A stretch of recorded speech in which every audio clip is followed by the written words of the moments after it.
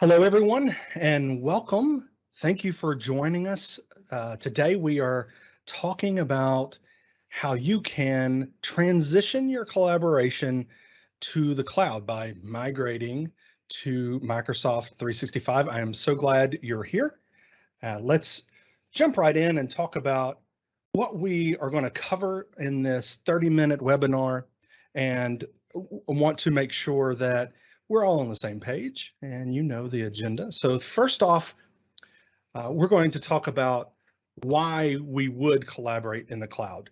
This is going to be important for us to really understand the, first off, we're going to talk about the benefits, but why would we even want to, right? So we got to go over those benefits and those, also the challenges. Really, it would be a mistake to really assume that it's just going to be this easy thing to do to migrate. I have done so many migrations in the past, and I know that it can be a challenge without the proper help. So I'm going to talk about those challenges and then how to get started with your migration. What does that outlook, that plan look like? All right. Just want to tell you a little bit about me. I'm Daniel Glenn. I'm the collaboration practice lead for InfoWorks.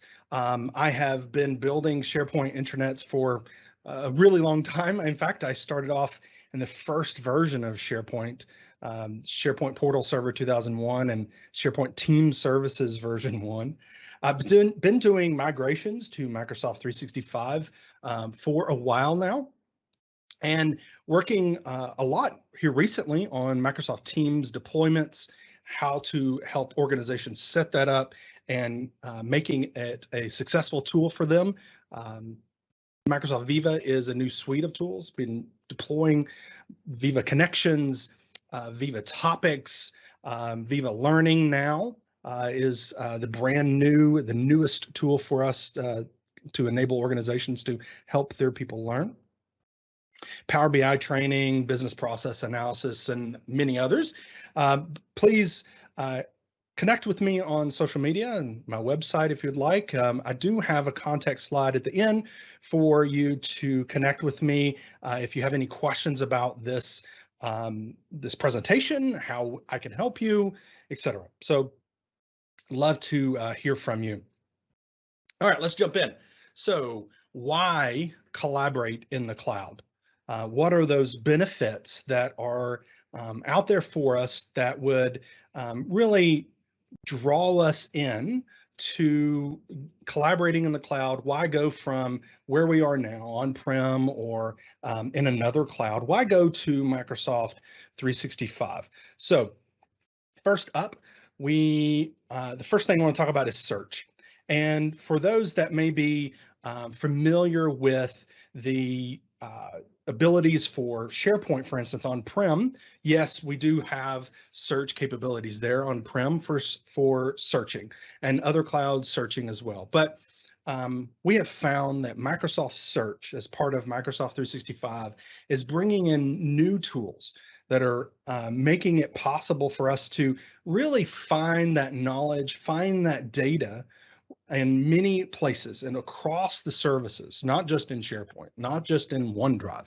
We're talking about across the services in our chat so that we can really find what we're looking for. And it's helping us, though, to also reduce storage locations in the same way, in that it is helping us to focus on where is the best place for those documents, for that data, so that we know which workload to use. Is that OneDrive? Is that SharePoint? Is that Teams? What do we do? Well, we have had several opportunities here lately to have that conversation with clients about what is it that you do and how you can focus. And this helps in your search. It helps people find that information and really break down those barriers to collaboration. Search is really the key to breaking those barriers down. Next thing the cloud helps us do versus on-prem is it really gives us the opportunity to have that holy grail of collaboration, that one source of truth. SharePoint and OneDrive are your file storage locations in Microsoft 365. They provide a seamless file management experience, allowing you to move files in between each other. But the way it helps, though, with this one source of truth, there's several. I've listed a couple of here that are very important. One is versioning. We have support for 50,000 major versions of documents. Now, I would probably make a bet here that you're not going to get close to that number for your files, but what that does is it removes the need to make copies of files and move them in various folders within your file structure and your file shares. You're able to have one source of truth, one file where everyone knows where it is. They can find it via search or through your structured navigation, but that one source of truth, yes, you can keep previous versions, but you don't have to name it version 1, 2, version 3, version 4, final version, final version, right? We also can use tagging, metadata, to note what type of content this is that we are storing. And this way, not only does it help in search, but it also helps us to understand what is the published versions, what are the working documents, what is this information pertaining to. It really is helping and giving confidence to our users that this is the content that we can trust. And it gives that, and it helps to lessen that confusion of where do I go? What is the right thing I need to follow? Another big reason why we want to go to the cloud is working with others.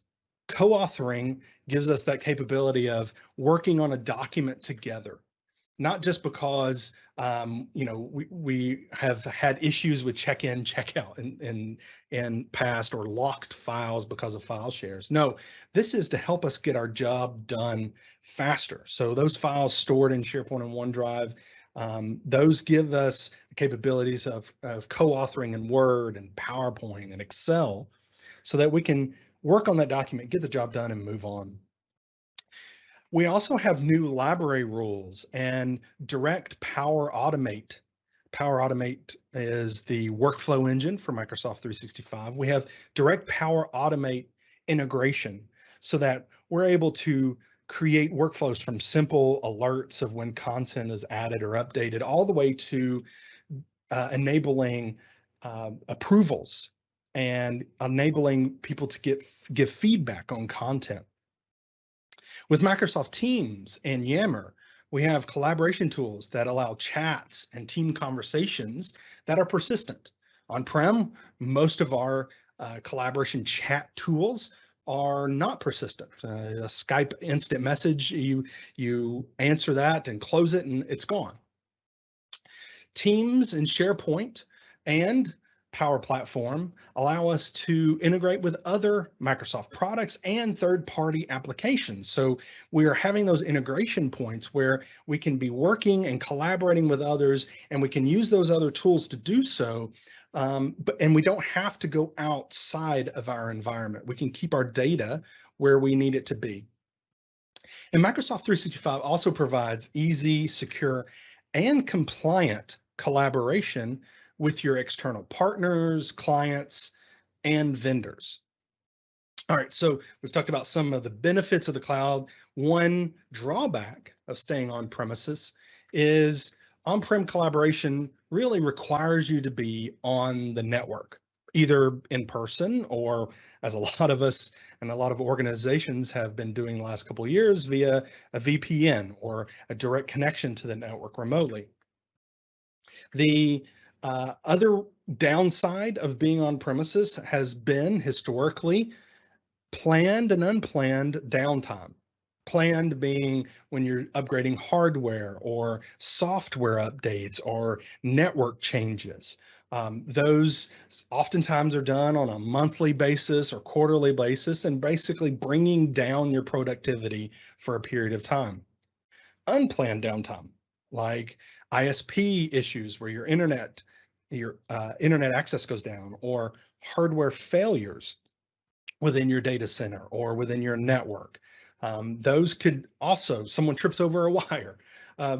all of those things can happen. It just happens. Things fail. And you are responsible for making sure that they do not fail, or you have failover for those. And the last thing we'll highlight, it's most certainly not the last downside, but the last thing I'll highlight is, permissions can be a nightmare in file shares. This is because there's really not an out-of-the-box way to have a nice view of all the permissions across all your folders, have a reporting tool to say, where does this person have access across the network? Or who has access to with all these documents within this folder, for instance? Another is security. Why a great benefit of going to the cloud is the Microsoft's cloud security, risk, and compliance tools that enable you to be secure. Yes, your security is your responsibility. It's not a magic wand that you wave and makes it happen. However, Microsoft provides those capabilities to you, gives you guidance, and partners like InfoWorks and others can help guide you in making you compliant, no matter what vertical you're in, healthcare, finance, manufacturing, whatever it is. Microsoft also employs full-time blue and red teams. And what this is teams that are actively looking for vulnerabilities and patching.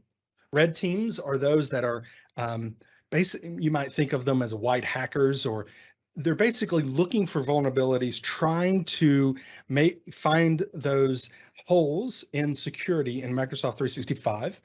And then they work with the blue team to patch those and making sure that you're secure. So I don't know too many organizations that have active groups that are doing this for their organization, but Microsoft does.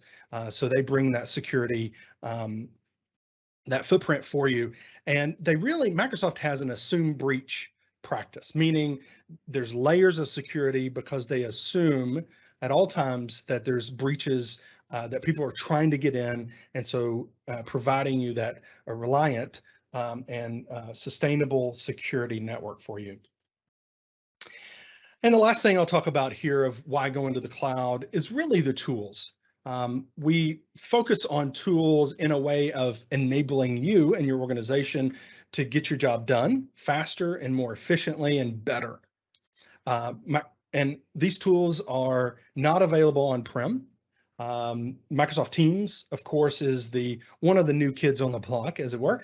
Had been around for just a little while here, but has gone gangbusters for providing that collaboration, meeting, and document storage, and co-authoring, and all of those things. There's teamwork happening in Teams. Now, SharePoint, of course, you can have on-prem, but SharePoint Modern, all of those new features in SharePoint are only available in SharePoint Online and will only be, if you want the latest and greatest, that's where it's going to be. SharePoint on-prem will always be behind the curve. That's just the way it is. Yammer, of course, is that enterprise social network available to us in Microsoft 365. I'm not going to go through all of these. The Power Platform, including Power BI. Microsoft Forms is a great tool for creating surveys and quizzes and the like for within your organization. It's a fantastic tool. And then the last thing I'll talk about here, focus on, is the Office apps. So Word, Excel, PowerPoint, those that you get that are provided to you as part of certain licenses in Microsoft 365 are your tools that are always updated, secure, and not having to do reinstalls or purchase new versions and roll those out in the organization. So those are available to us only because we are part of and have a subscription to Microsoft 365. All right, I see I do have questions, and I will get to those at the very end. Thank you very much.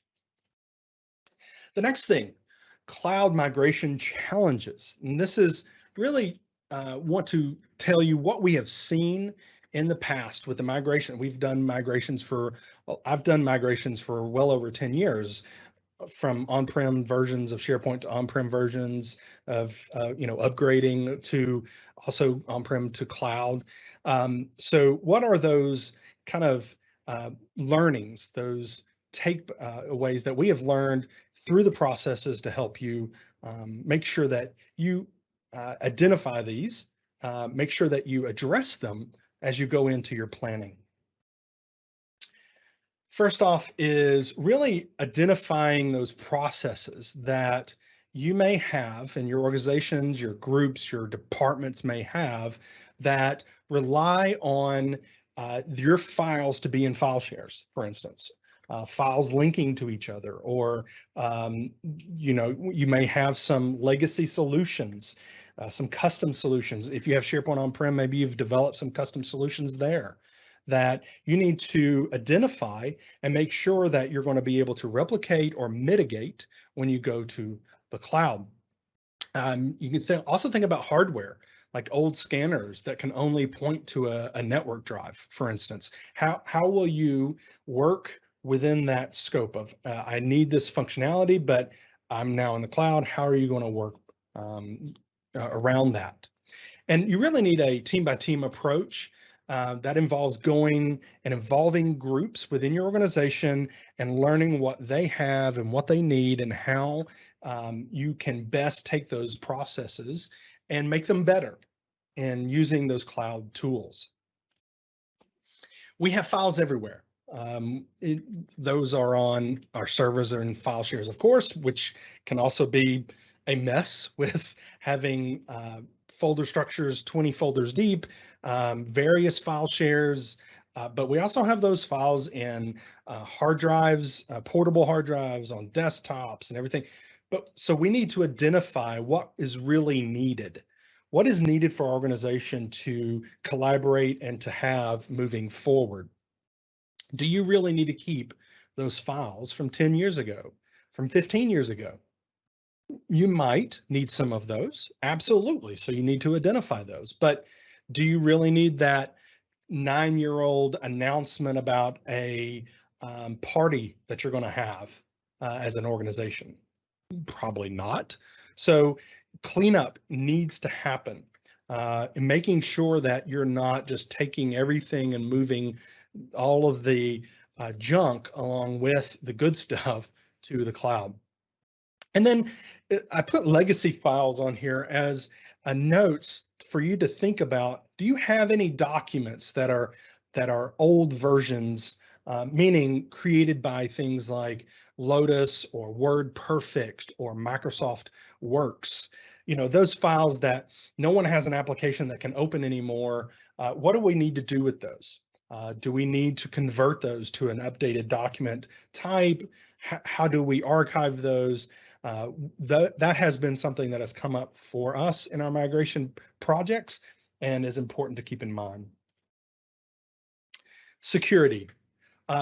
Mapping happens. Mapping on-prem users to cloud users, yes, absolutely will be needed along with group mapping, because those cloud entities, those users in the cloud in Office 365 are actually separate objects. You're not taking a copy of your users in your network and moving them to the cloud. You're actually syncing two different entities. So you have to map these out. But you also need to look at mapping how you provide access to content and file shares and applications to how SharePoint and OneDrive and Teams do it, right? You're going to have to map the functionality, not just users and permissions.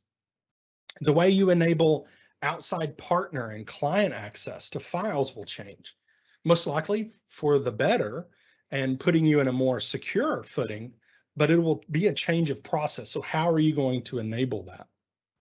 And really, you need to take this time to review your security and access to files and content and make it what you want it to be. I like to look at it as shaking off all of the legacy and one-off changes that had to be made at some time. You may have users that are disabled that still have access to content, things like that. Take advantage of this time to review your security practices and make changes as needed when you do the migration. There's functionality gaps. Let's not, sugarcoat this. It's not everything that you've done on-prem is not available in the cloud. One being network drive mapping. This has been a big one. So most of the time you have user shares or group shares, and they're mapped on your machines for your users for easy access. Well, we can't do that with files in the cloud. So what are we going to do? How will our applications on the desktop make sure that those still have access to files?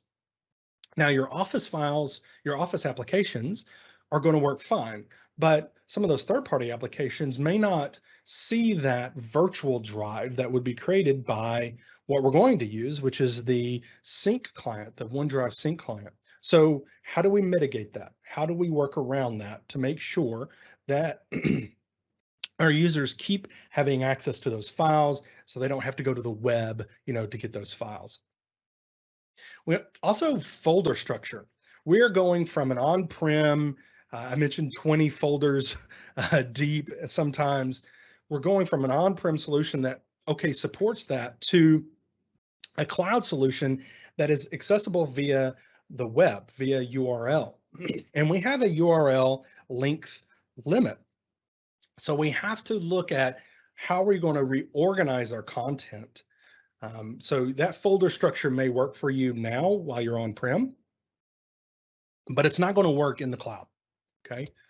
Yes, there's still folders. You still can use folders in the cloud in Microsoft 365, absolutely, but you really need to manage it, and you're not going to be able to migrate that those files in that folder structure that deep anyway. Special applications like Microsoft Access databases. What are you going to do with those, for instance? They can't be opened in the web. So if you have Microsoft Access databases in OneDrive or SharePoint, when you try to open them, it's going to download it. So what are you going to do with those? Should you be using Access? Should that be something that you move toward using a better relational database product like SQL or something else? And then knowing the limits of the functionality, things like your files need to be smaller than 250 gigabytes when you're uploading to SharePoint or OneDrive with the sync tool. There's a limit to, well, it's a soft limit of the number of files you can sync with the OneDrive sync tool from your desktop to the cloud. So knowing those limits, and that's something InfoWorks can help you with, I can help you with, to understand what those limits are and apply it to your content. Lastly, this is something you have to pay attention to, and most people don't understand that the biggest part of a migration project is time planning. A cloud migration is not one that, there's tools to do this, yes, but it's not a point to a source, point to the destination, click a button and you're done. There's a lot of planning that goes into this, and you need to make sure that you focus on taking the time to do all of those things, looking at your business processes, looking at your files, determining what needs to be done so that you really don't interrupt business, you enhance business with cloud tools. It does actually, in my case, or in my history with doing migrations, most of the time is spent on planning. Yes, there's migration time. Yes, there's mitigation after migration, making sure it's all, yes, there's all of that, but planning is very, very important. So how do you get started with your migration? First thing is select your team. You'll need executive sponsorship, making sure that this is a priority for your organization. It's a priority for those stakeholders, those that will have great input into your process, but also be mostly affected by your process.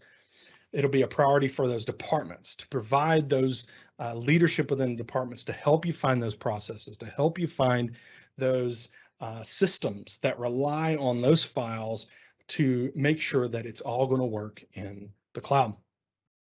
And then champions. Champions are those that are working in your departments that love new technology, love helping other people learn, identifying those champions and making sure that they're part of this process.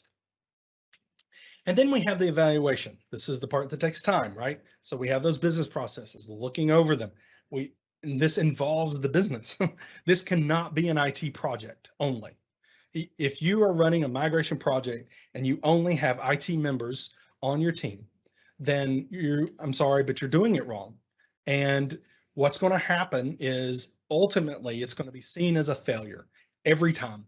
In my experience, it's happened every time that this has taken place. So involve the right people after you select your team. Also look at your data.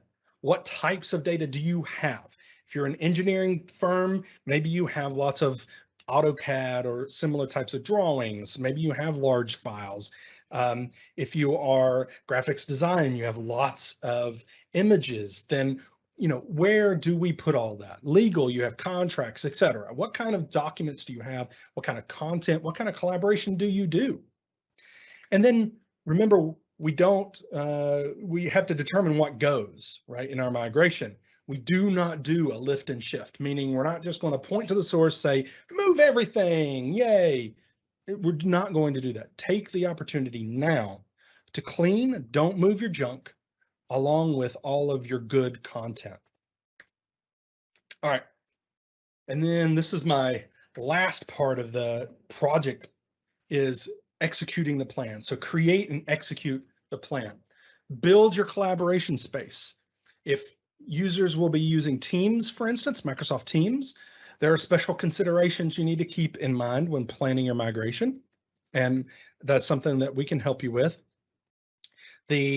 But building out those sites and those places where content's going, but will be consumed by users. We need to identify migration tools, and not all tools are made the same. In fact, I start my migration projects off with free tools. The Migration Manager made by Microsoft is a great one to start off and understand where you may have some issues, and then move on to other tools if needed. We like to use ShareGate, but there's others that we've used in the past to migrate that content. And then you may need other tools like Broken Link Manager that looks to inside files to understand if there's links between files, because those links are going to break. You're moving those files, so they're going to break. With any relationship, and that's what a project is a relationship between many, communication is key. Making sure that you're communicating in all steps of the process with all stakeholders. But don't forget about governance. And governance is not just a set of rules of don't do this, don't do that. Governance is helping. It's a guide for you users to help them understand who I need to talk to, what is it that I need to do, how is it that I need to go about it. It really is a guide for your users, and it can be and should be a help. And then adoption and change management is huge. Yes, you're going to be changing things around on your users, so we need to keep that in mind. But adoption is also part of this. And adoption is not just training. Adoption is an ongoing effort to help your users not only understand what the tool is, but how it can be used and how it can be continually changing their processes to better use the tool and better get their job done. So how can I help? Well, I work for InfoWorks. I am a employee owner. We are 100% employee owned. That means we are dedicated to you, and that reduces your risk. We have over 20 years of experience in the region, and we have plenty of people to work on making sure that your migration project is a success. We have easier to do business with. We are great at adapting to your preferences and requirements. That is a big key for our projects, is understanding how you do your work, what your environment is like. What is it about your company that makes you unique? We provide a full scope of business solutions that really drive impact on every level. We have 3 consulting pillars. We have technology, analytics. If you are doing business, you need to analyze that business, and we can help you do that, and as well as business management, and we're in all of those industries and more. And we really do try to provide customized solutions So when we work with clients, we want to understand your not only your business requirements, but also your the way you do things, your history, how you go about doing your work and your company culture. And we use that to develop the plan and do the implementation. All right, so some key takeaways here for today. You need to know your environment, know your data, know your processes, and you're going to have to work with the business and all steps and all levels in finding that information out to make your migration successful. Understand the cloud benefits. Not only which tools are there, which ones should you use? And how are you going to map that functionality, the way you do work now to the way those tools work? Make sure you have the right team members involved. I've said this all along, and hopefully you've heard me say it several times. You need to make sure that you build your team with the right players, have that executive buy-in, and making sure you're communicating along the way. Governance and adoption activities are required. It's not optional. Make that governance a guide to help your users, and we have templates, and we've done this many times. We can help you do that. Adoption is a lot more than just training. Yes, training is part of it, but it is a lot more than that. And it's an ongoing process. InfoWorks can help you do that. Use our years of experience of migration experiences and working with Microsoft tools. We have that experience for many, many years. Use us to be your trusted partner. We know how to make you and your project successful. Here is our contact information.